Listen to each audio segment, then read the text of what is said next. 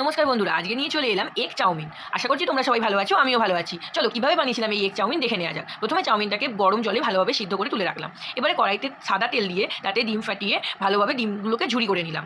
দেখতে পাচ্ছ লাল লাল করে ঝুরি করে নিয়েছি। এইবার অন্য একটি কড়াইতে পেঁয়াজ, কাঁচা লঙ্কা, টমেটো দিয়ে ভালোভাবে এটাকে ভেজে নিলাম। আলুও দিয়েছিলাম। আলু দিলে চাউমিনের টেস্টটা খুব ভালো আসে। তোমরাও বাড়িতে এরকমভাবে চাউমিন বানিয়ে নিতে পারো। এটা রেস্টুরেন্ট স্টাইল নয়, এটা ঘরোয়া পদ্ধতিতে বানিয়েছিলাম এগ চাউমিন।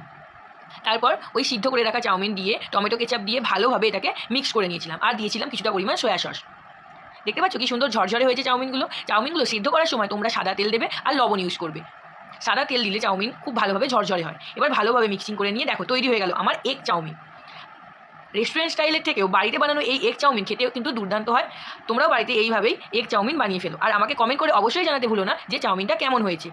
তোমরা প্লিজ আমার চ্যানেলটিকে লাইক, শেয়ার আর সাবস্ক্রাইব করে আমার পাশে থাকো, আর নতুন নতুন ভিডিও পেতে বেল আইকনটাকে প্রেস করতে কিন্তু ভুলো না।